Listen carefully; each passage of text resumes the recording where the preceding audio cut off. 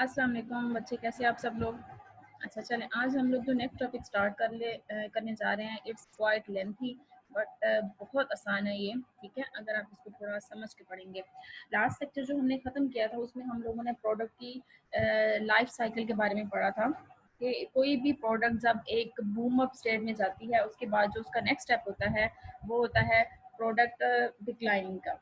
तो कुछ स्ट्रेटजीज ऐसी होती हैं कि जो हर जो कंपेटिटर है या हर ब्रांड है वो सेट करता है ताकि उसकी जो प्रोडक्ट है उसकी मार्केट में वैल्यू मेंटेन रहे। ठीक है, ताकि वो वैल्यू प्रपोजिशन को मेंटेन रखता जाए। ठीक है, ब्रांड इक्विटी को मेंटेन रखता जाए।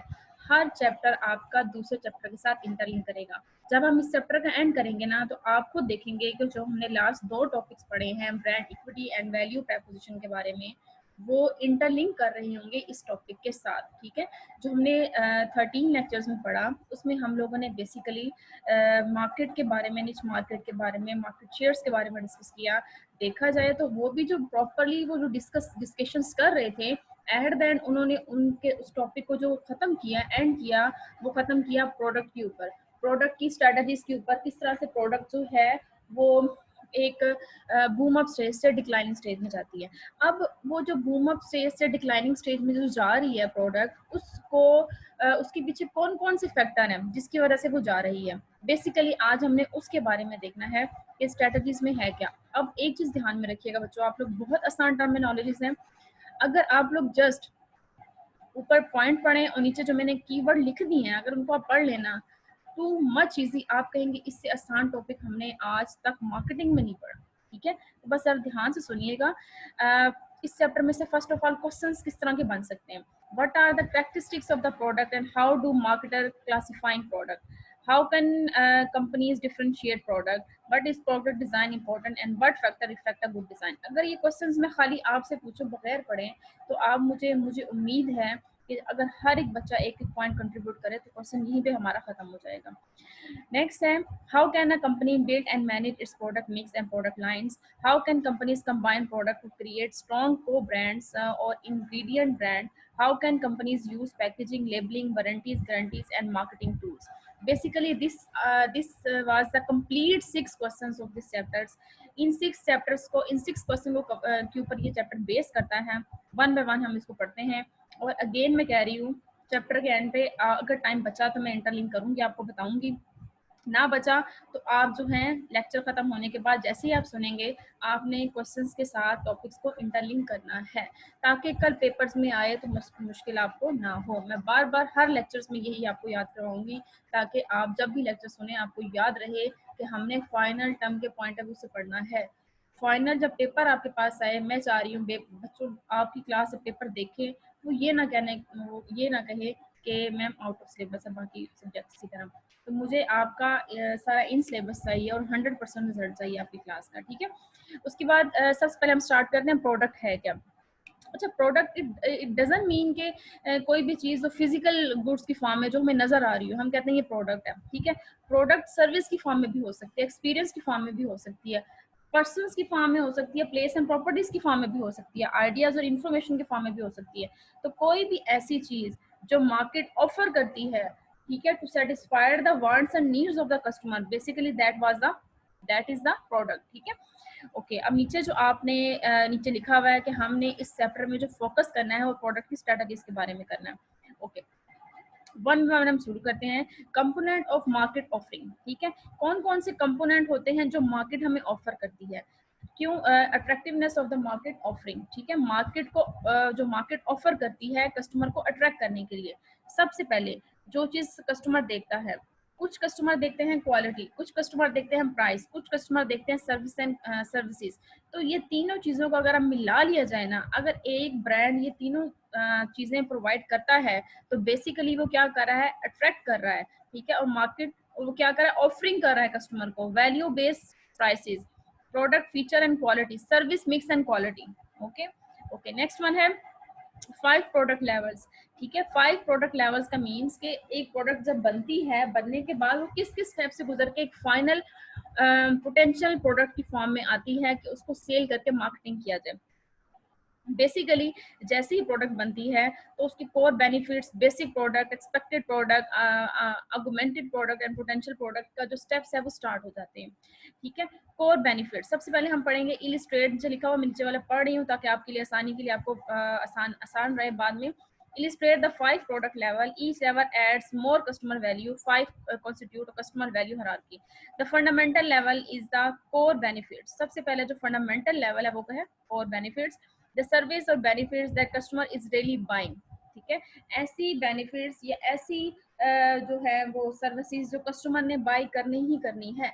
समझ लें आप नेसेसिटीज ऑफ लाइफ। ठीक है, जो कस्टमर हर कस्टमर को बाय करना मजबूरी समझ लें, जरूरी समझ लें, पार्ट ऑफ लाइफ समझ लें। सेकंड लेवल है a marketer must turn the core benefits into basic product. फिर बेसिक प्रोडक्ट के अंदर कन्वर्ट, थोड़ी सी एडवांस, नेसेसिटीज ऑफ लाइफ से थोड़ी सी advance. It's also including necessities of life. At the third level the market prepare an expected product. उसके बाद जो कस्टमर होता है ना, वो चीज़ एक्सपेक्ट करना शुरू कर देता है कि मुझे इस तरह की नहीं, इस तरह की चीज़ चाहिए। ठीक है, मार्केट को विजिट करने के बाद a set of attribute and conditions buyer normally expect when they purchase this product. ठीक है, एक्सपेक्ट कर रहा होता है कि मुझे इस प्रोडक्ट में ये क्वालिटीज मिलेंगी। अक्सर हम लोग कोई ब्रिविजेस परचेज करते हैं या कोई भी चीज़ परचेज कर रहे होते हैं, उसके ऊपर आइटम लिखे होते हैं। ठीक है, जैसे आप जामी शीरी आप लेते हैं ब्रिवरेजेस, जब आप वो लेके घर आते हैं उसके ऊपर लिखा होगा, इंग्रेडिएंट्स लिखे होते हैं, इसमें ये चीज़ें शामिल है, बट उसमें होता ऐसा नहीं है। हम लोग क्या होता है कि जो चीज़ें उन्होंने इंग्रेडिएंट डाले होते हैं, लिखे होते हैं बेनिफिट्स, वो may be as a flavour हमें महसूस हो रहे हैं, बट एक्चुअली होते नहीं है।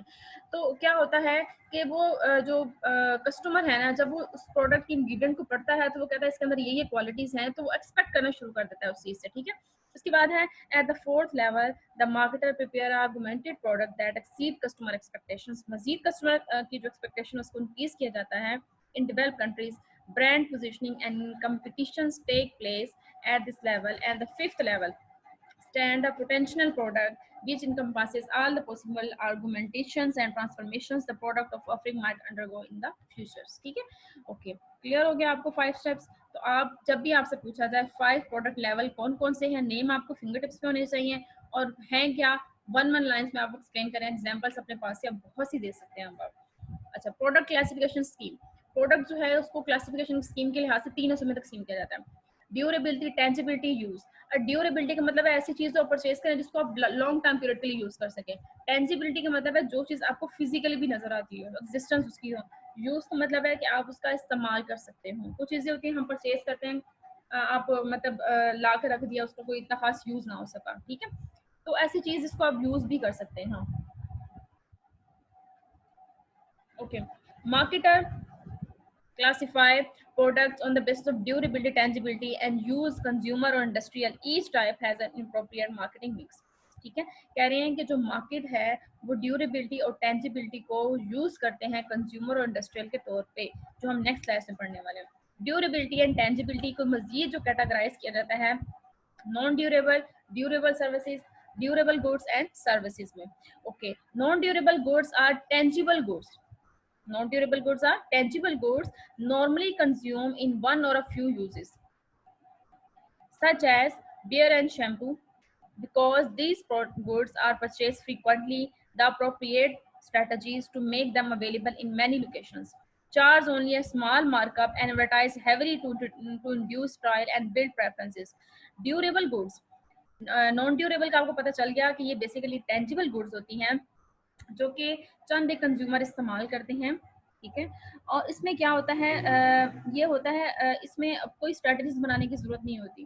ठीक है, आपको पता होता है कि इस लोकेशन में ये अवेलेबल होनी चाहिए, मार्कअप इसका स्मॉल है, तो आप हैवीली एडवर्टाइजमेंट बेसिकली कर रहे होते हैं।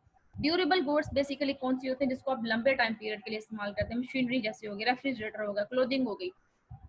आप ऐसा कपड़ा लेते हैं, आप प्रेफर कर रहे होते हैं, बट ऐसा होता नहीं है, तो क्या होता है कि आप इस तरह का परचेज करना चाहते हैं जो ड्यूरेबल हो। Command a high margin, required more seller guarantee.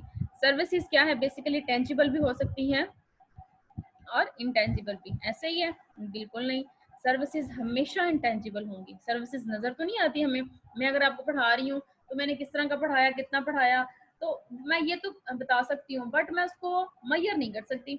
Doctor है, डॉक्टर ने पेशेंट को चेक किया तो कितनी उसकी क्या उसकी इंटेंशन थी, तो क्या ऑनेस्ट था कि वो नहीं था? तो इन चीज़ों को मेजर किया जा सकता है? नहीं। तो बेसिकली जो सर्विसेज होती है ना वो इंटेंजिबल होती हैं, वेरिएबल है, and perishable goods that normally required more quality controls, supplier credibility, adaptability. Examples include legal advice, appliance repairs. ठीक है, अगर आपको कोई एडवाइस देता है तो आप बता सकते हैं उसने मुझे सही एडवाइस दी है, इतनी एडवाइस सही दी है, इतने परसेंट एडवाइस सही दी है, इतने परसेंट एडवाइस गलत दी है? बिल्कुल भी नहीं। You can't measure in the term of percentage. ठीक है, ओके। नेक्स्ट है कंज्यूमर गुड्स क्लासिफिकेशंस। कंज्यूमर की जो गुड्स हैं या प्रोडक्ट हैं उसको हम मजीद क्लासीफाई करते हैं: convenience, shopping, speciality, unsold. Convenience का वर्ड कन्वीनियंस से ही क्लियर हो रहा है कि जो इजीली अवेलेबल हो। ठीक है, शॉपिंग जिसको आप शॉपिंग के दौरान परचेज कर सकते हो। स्पेशलिटी में खास किस्म की खसूसियात पाई जाती हो। अनसोर्ट जिसको आप सॉर्ट आउट ना कर सकते हो इजीली। ठीक है, ढूंढ ना सकते हो। नीचे पढ़ते हैं, नीचे देखते हैं क्या लिखा हुआ है। ओके, थोड़ा मैं इसको ऊपर कर रही हूँ। When we classify the vast area of consumer goods on the basis of shopping habits, we distinguish among convenience shopping, specialty, and sort goods. The consumer usually purchase convenience goods frequently, immediately, with minimal efforts. ठीक है, examples include soft drink, shop, newspaper वगैरह, किसी भी तरह से आप इसको purchase कर सकते हैं। Impulse goods are purchase without any planning और सर्च एफर्ट्स। आप इसके लिए कुछ सर्च नहीं कर रहे होते। ठीक है, आप डायरेक्ट जाते हैं, आप परचेज कर, like candy bars, magazines. Emergency goods are purchase when need its urgently. ये वो चीजें हैं जो कन्वीनियंटली अवेलेबल होती हैं, आपको इसके लिए कोई हार्ड एंड फास्ट स्ट्रगल नहीं करनी पड़ती। ओके, उसके बाद है नेक्स्ट वन है homogeneous shopping. Shopping means goods are similar in quality but different in area of prices justify shopping comparisons। Means जैसे आपने कुछ शॉपिंग करनी है, आप एक प्लेस से करते हो, आप उसको कंपैरिजन करते हो सेकंड प्लेस पे जाके कि वहां से उसकी क्या प्राइसिंग में डिफरेंस आ रही है। आप शॉपिंग के लिए मुख्तलिफ प्लेसेस को सिलेक्ट कर रहे होते हो। Heterogeneous shopping goods differ in product features and services that may more means to say कि शॉपिंग दो तरह की होती है, एक होमोजीनियस शॉपिंग होती है, एक हेट्रोजीनियस होती है। हेट्रोजीनियस का मतलब है आप प्रोडक्ट भी डिफरेंट परचेज करते हैं डिफरेंट प्राइसेस पे। होमोजीनियस का मतलब है आपने क्लोथिंग यहाँ से भी एक मार्केट से परचेज की, आप वही क्लोथिंग सेकंड मार्केट से परचेज करेंगे, फिर उन दोनों का क्या करेंगे, कंपैरिजन कर रहे होंगे। ठीक है, एग्जांपल्स क्या है इसकी? Specialty goods have unique characteristics of brand identification for which enough buyers are willing to make a special purchasing efforts. Examples include cars, components, and means sold. Unsold goods are those the consumer does not know about the normality thing of buying, such as smoke detector.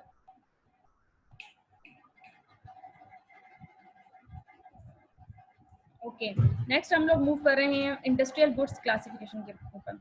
Industrial good classification तीन तरह की होती है: material and it's part, capital items, and supplier business services. ठीक है, okay, material and parts, capital item, and supplier services. Material and parts are goods that enter the manufacturing product completely. ठीक है, material जो आप manufacturing process कर रहे होते हैं प्रोडक्ट को बनाने के लिए, कंप्लीटली उसमें एंटर की जाती है। They fall into two classes: raw material and manufacturing material. Means to say एक प्रोडक्ट को बनाने के लिए जो जो चीज़ें रिक्वायर्ड होती हैं वो मटेरियल एंड पार्ट्स में आता है। दो तरह की ये होते हैं मटेरियल एंड पार्ट्स, एक रॉ मटेरियल, एक manufacturing material. Raw material fall into two major, मजीद हम उसको दो कैटेगरीज में तकसीम करेंगे: farm product like wheat, cotton, livestock, fruits, vegetables, and natural product fish, petroleum, iron, lumber, etc.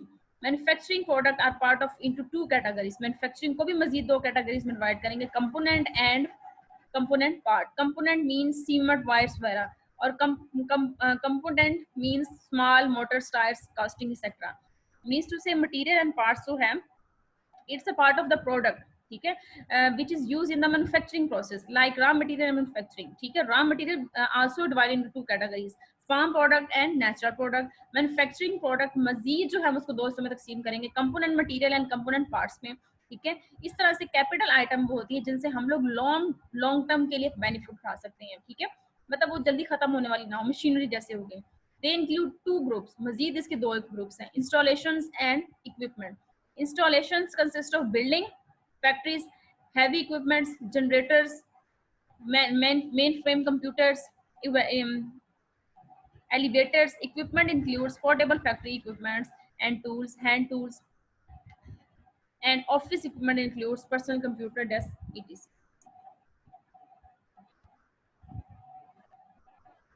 Hope so आपको क्लियर हो गया होगा, बहुत ही आसान है। सिंपल वर्ड में अगर आप देखें, मटेरियल एंड पार्ट्स मींस कि जिन जो मटेरियल गुड्स की मैन्युफैक्चरिंग प्रोसेस से लिंक करती हैं। कैपिटल मींस इनका लॉन्ग टर्म बेनिफिट उठा सकते हैं। सप्लायर बिजनेस सर्विसेज, जो हम उस चीज़ को सेल करने के लिए सर्विसेज प्रोवाइड करते हैं। ओके, प्रोडक्ट डिफरेंशिएशंस, प्रोडक्ट किस बिना पे आपकी जो प्रोडक्ट है वो जो आपकी कंपेटिटर है उसे डिफरेंशिएट कर सकती है। ठीक है, प्रोडक्ट किस किस्म की है, प्रोडक्ट की फॉर्म क्या है, प्रोडक्ट की फीचर्स क्या क्या, खसूसियात क्या क्या हैं, ठीक है, जो आपके कंपेटिटर से डिफरेंशिएट करी है। कस्टमाइजेशंस, ठीक है, उसमें किस किस्म के आपने उसकी कस्टमाइजेशंस आपने प्रोवाइड किए कस्टमर्स को, हम उसके बारे में भी यहाँ से मजीद पढ़ लेते हैं ताकि आपको market and can differentiate product by customisation items. उसके बाद है मोस्ट प्रोडक्ट ऑक्यूपाई 1 और 4 performance level, low, high, superior, low, average, high, superior. Performance quality in the level at which the product primary characteristics operate by respect a higher conference quality. The degree to which all the produced units are identical and meet promised specifications.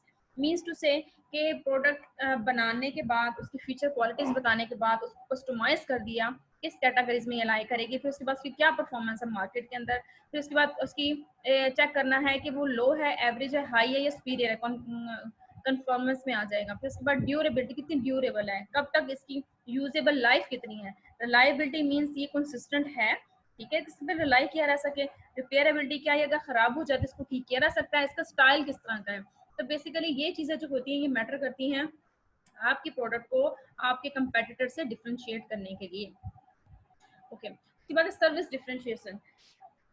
पहले आपने product differentiation के बारे में बता दिया, अब आपने service differentiation के बारे में बताना है कि आपकी जो प्रोडक्ट है वो आपके कंपेटिटर की निस्बत आप किस किस्म की सर्विस डिफरेंशिएट करके उसको कंपेटिटिव डायनामिक में लाना चाह रहे हैं। ठीक है, ऑर्डरिंग सीज। अच्छा, ऑर्डर करना क्या आसान है आपके प्रोडक्ट के लिए। डिलीवरी चार्जेस कितने हैं, डिलीवरी टाइमिंग क्या है, इंस्टॉलेशंस कितने टाइमिंग में हो जाएगी, ठीक है, और क्या जो ये इंस्टॉलेशन हुई है ये विद इन पाकिस्तान है या इंटरनेशनल इंस्टॉलेशंस इसके लिए चाहिए होगी, क्या पेचीदा तो है इसको करने के लिए, कस्टमर को ट्रेनिंग की जरूरत है इसको इंस्टॉल करने के लिए या ऑलरेडी ट्रेंड है वो। कस्टमर कंसल्टिंग, अगर उसको कोई इशू हो रहा है तो कंसल्टिंग सर्विसेज प्रोवाइड की गई है कि इसको इस तरह से ठीक किया जा सके। मेंटेनेंस एंड रिपेयर की सर्विसेज है या नहीं है। ये कुछ चीजें हैं जो सर्विसेज डिफरेंशिएशन के अंदर आती हैं। ये आप मजीद इसको नीचे से पढ़ेंगे और पढ़ने के बाद कोई इशू होगा तो फिर बताएंगे। नेक्स्ट है returns. The main service differentiations are ordering fees, delivering installations, customer training, customer consulting, maintenance and repair. Ordering fees refers to how easy it to for the customer to place the order with the company. Delivery refers to how well the product or service is brought to the customer, includes speed, accuracy, care throughout the process. Installation refers to the work done to make the product operational in its planned locations. Customer consultant includes data information system and advice services the seller offer to buyer. Maintenance and repair program help customer keep purchase product in good working order. We think the product return in the 2 ways. ठीक है, अब returns की जो बात हुई थी, returns का मतलब था दो तरह से हम गुड्स को रिटर्न कर सकते हैं, एक कंट्रोलेबल रिटर्न्स, एक uncontrollable returns. Controllable returns resulting from problem और एरर बाय द सेलर। ठीक है, अगर सेलर की तरफ से प्रोडक्ट ऑर्डर की गई है, आइटम 6 ऑर्डर की गई हैं और आपने 8 भेज दिए हैं तो वो कंट्रोलेबल रिटर्न है। अनकंट्रोलेबल रिटर्न है कस्टमर की तरफ से from the need for customer to actually see, try to experience product in person to determine suitability. अगर एक कस्टमर ने आपसे कोई आइटम परचेज की है और वो ये देखने के लिए कर रहा है कि ये मेरे लिए सूटेबल है या नहीं है, अगर आप सेटिस्फाइड नहीं है तो आप कंप्लेन करके भेज दें उसको, तो उनको आप कंट्रोल नहीं कर सकते, आप उसको रिटर्न नहीं कर सकते। ओके, नेक्स्ट है डिज़ाइन। डिज़ाइन की बात अगर हम लोग करें तो डिज़ाइन जो है वो बहुत एफिशिएंट इफेक्ट करता है इन द डायनामिक एनवायरनमेंट में। Design offer a potent way differentiate and position a company product and services. Design is a totally of features that affect how a product look, feel and functions to a consumer or customers. Design offer functional and aesthetic benefits and appeal to both our rational and emotional sides. Okay, next है product hierarchy. Product hierarchy आप marketing management में भी पढ़ चुके होंगे। उसमें आपको पता होगा कि एक आइटम है क्या, किस किस्म की है, किस लाइन में वो लाई करती है, किस क्लास के लिए वो बनाई गई है, उसकी फैमिली क्या है और फैमिली की ज़रूरत है या वो विदाउट फैमिली भी काम कर सकती है।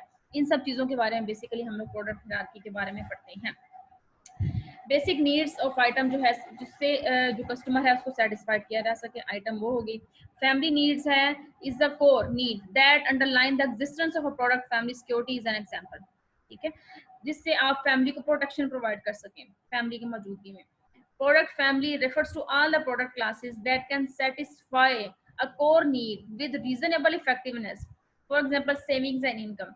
इस तरह से आप ये पूरी एग्जाम्पल्स को पढ़ेंगे और पढ़ने के बाद बहुत आसान अल्फाज में राइटअप कर दिया गया है और आप इस टॉपिक को मजीद क्लियर करेंगे और एग्जाम्पल्स आप कोशिश करें जो मैंने राइटअप की हैं इसके अलावा भी आप ऐड करें, ठीक है।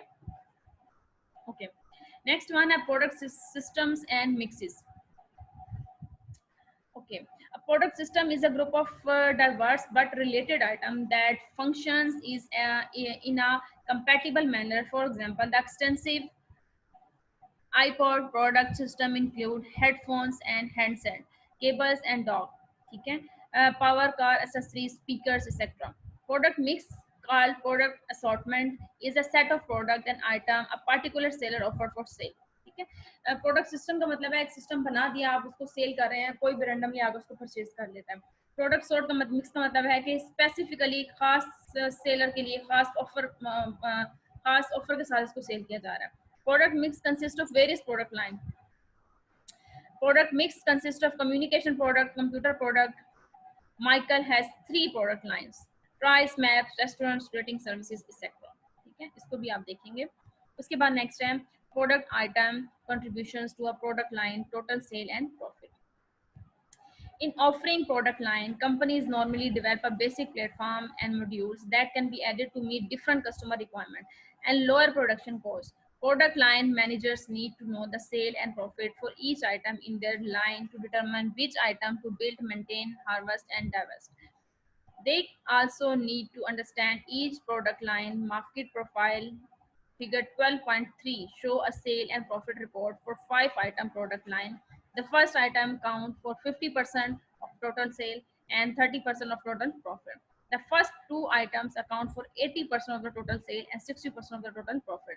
If these 2 items are suddenly hurt by a competitor, the line sales or profitability could collapse. These items must be carefully monitored and protected all other. Okay, हम लोग जब देखते हैं ऊपर, आप डायग्राम की तरफ देखें, अगर आपको यहाँ पे प्रोडक्ट आइटम नजर आ रही है, यहाँ पे percentage of contributing profit and sale. जो पहली 2 आइटम्स हैं उनको अगर आप देखें तो उनकी जो 50% तक कंट्रीब्यूट करी है, 30% तक कर रही है, ठीक है। तो अगर इन दोनों को अगर हम लोग प्रॉपरली मॉनिटर करें और अगर हम मॉनिटर ना कर पाए किसी भी रीजन से, कंपेटिटर की अटैक की वजह से हम इसको कोलैप्स कर जाएं, तो आप देखेंगे कि आपकी जो सेल्स एंड प्रॉफिट है उस पर बहुत गहरा असर पड़ेगा।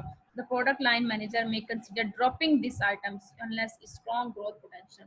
तो इनको पता है, जब उसको मैनेजर है या जो ऑनर है इसका, उसको पता है कि ये जो है, ये 2 आइटम्स जो हैं इससे वो पोटेंशियल ग्रोथ को स्ट्रॉन्ग कर सकते हैं, तो वो इस पे जो है बहुत ध्यान से इसके ऊपर नजर रखेंगे कि कहाँ पे फ्लक्चुएशंस आ रही है ड्यू टू कंपेटिटर अटैक, ठीक है। ओके, नेक्स्ट वन है product map for a paper product line, ठीक है। आप ये डायग्राम देख रहे हैं, low high and medium, low high and medium, extra high, ठीक है। अब इसको है क्या, मैं आपको एक दफा समझा दूं, उसके बाद मैं ऊपर वापस आती हूँ। The product line manager must review how the line is positions against competitor lines. Consider paper company x with a paperboard product line. 2 paperboard attributes are weight and finished quality, ठीक है। आपने वन साइड पे लेना है weight and one side पे finishing quality.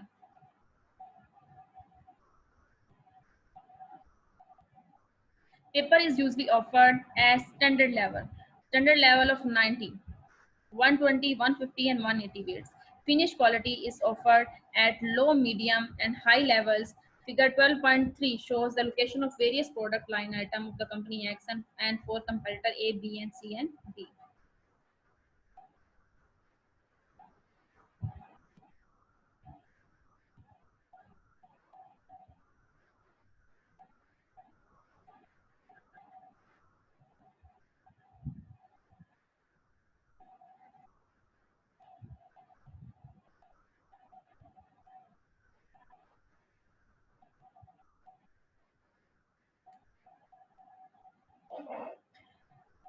Okay, the product showed which competitor items are competing against company X item. For example, company X low weight, medium quality paper compete against competitor dogs and beaks paper.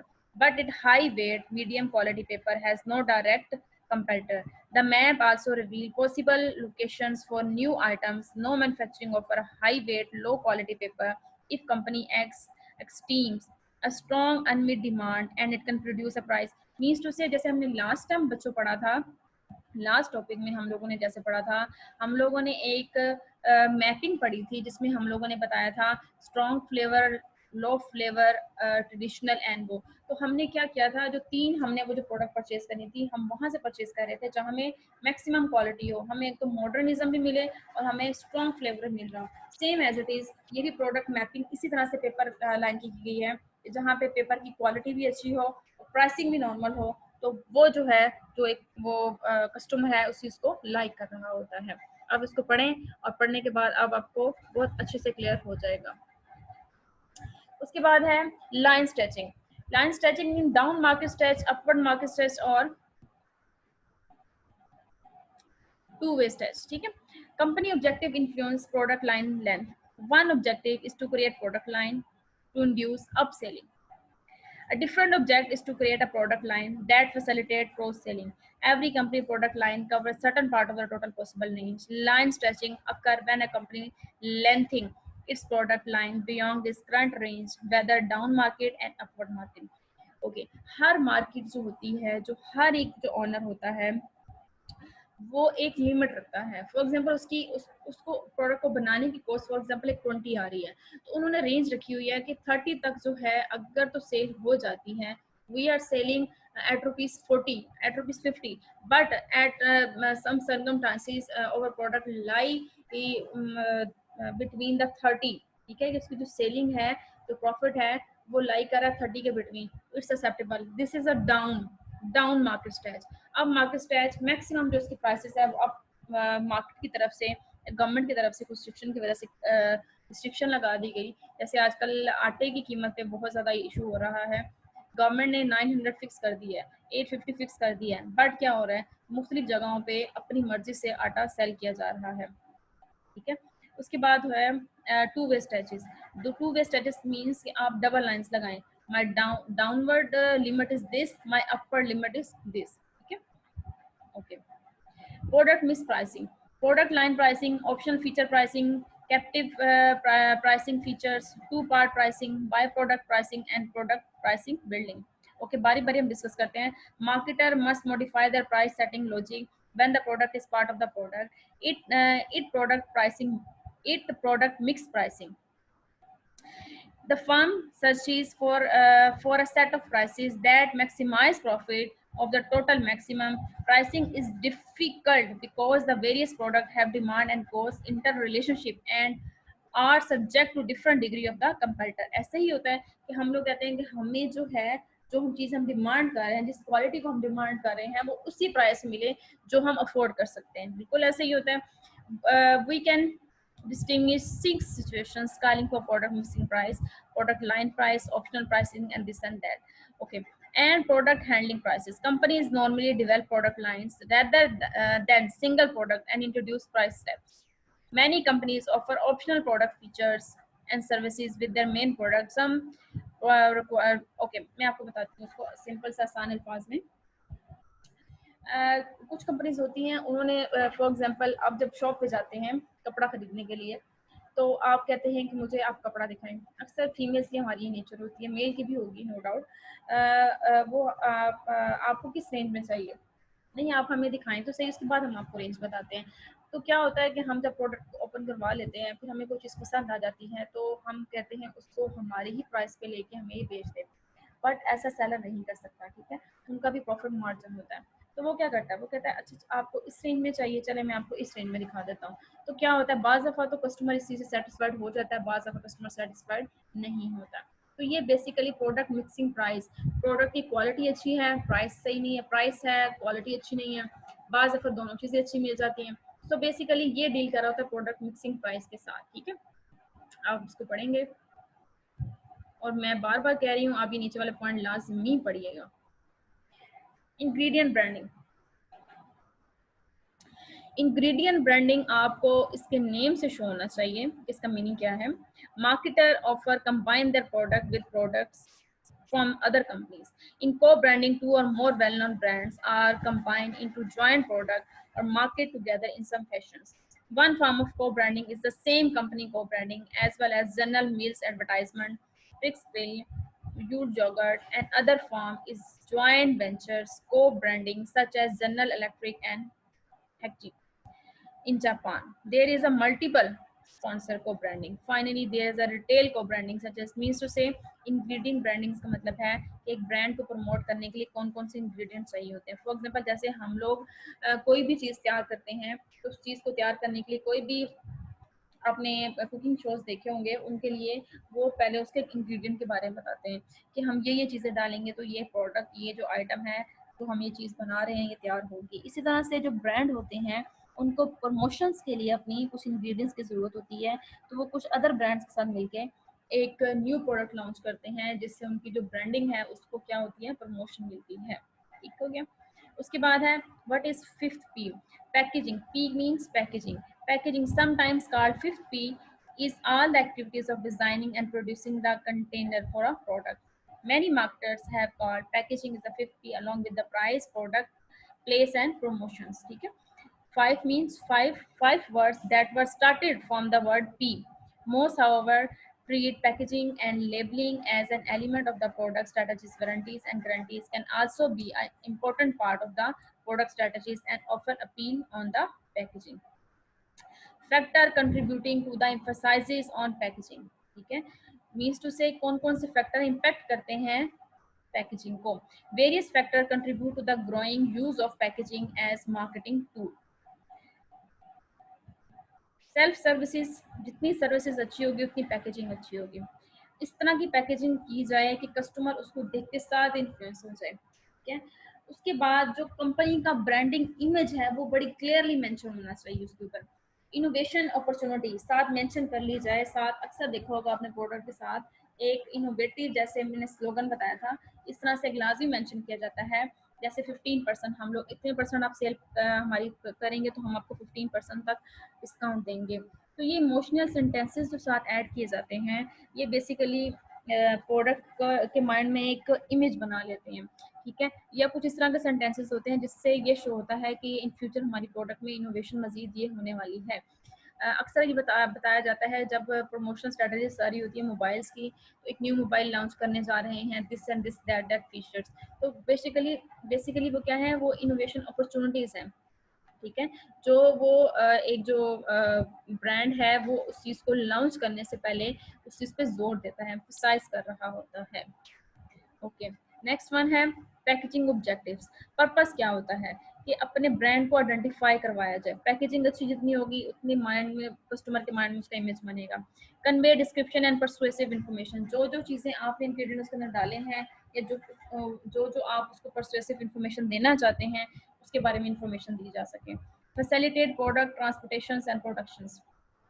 Packaging अच्छी होगी तो transportation कहीं की भी हो, किसी भी तरह की हो, प्रोडक्ट सेफ्टी में रहेगी। ठीक है, प्रोडक्ट की सेटिस्फेक्शन के लिए, प्रोटेक्शन के लिए पैकेजिंग जो है की जाती है।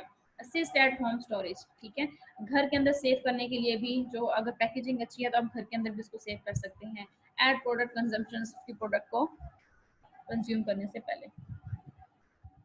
Okay, functions of labels. A label performs several functions. First, it identifies the product or brand. For instance, the name Sunkit stamped on oranges. It might also grade the product, scan peaches, a grade label A, B, C. The label might describe the product, who made it, where and when, what it contains, how it can be used, and how to use it safely. Finally, the label might promote the product through attractive graphics. Means to say आप जब label कर देते हैं कि इसमें ये चीज़ available है, ये चीज़ नहीं है, किस किस तरह से कब और कैसे ये चीज़ ऐड की गई, तो ग्रेडिंग जब आप कर देते हैं तो फिर उससे आपके प्रोडक्ट की जो सेल है या प्रॉफिटेबिलिटी है मज़ीद बढ़ जाती है। ओके, अब हमने जितने भी क्वेश्चंस इस चैप्टर में पढ़े हैं, ये चैप्टर को रिव्यू कंप्लीट कर लिया है। ये इस चैप्टर को पढ़ने के बाद जो मैंने स्टार्टिंग में क्वेश्चंस बताए थे, अब मैंने अगेन क्वेश्चंस वही वाले राइट लास्ट में लिख दिए हैं ताकि आप कंपैरिजन कर सकें, कोई चीज़ मिस तो नहीं हुई हमारी। Characteristics of product and how the marketing classifying products हम पढ़ चुके हैं। कंपनीज डिफरेंशिएट प्रोडक्ट पढ़ चुके हैं। Product design importance and effect of good design पढ़ चुके हैं हम लोग। Company build and manages product mix and product lines बिल्कुल हमने पढ़ लिया है। उसके बाद how can companies combine product to create strong co brands and ingredients brand पढ़ चुके हैं। How can companies use packaging labelling warranties guarantees as marketing tools. अब होप सो मुझे नहीं लगता कि कोई ऐसे टॉपिक या चीज़ होगी जो आपको क्लियर ना हुई हो। अगर कुछ इमेजेस की पिक्चर्स आपको क्लियर नहीं नज़र आती इसमें, तो मुझे आप पिन करेंगे ग्रुप के अंदर ताकि मैं वो आपसे अलग से शेयर करूँगी, ताकि आपको पढ़ने में समझने में आसानी हो। अगेन कोई भी क्वेश्चन हो आप ग्रुप के अंदर मुझसे पूछ सकते हैं। ओके बच्चों, आज तक के लिए इतना ही। अल्लाह हाफिज़।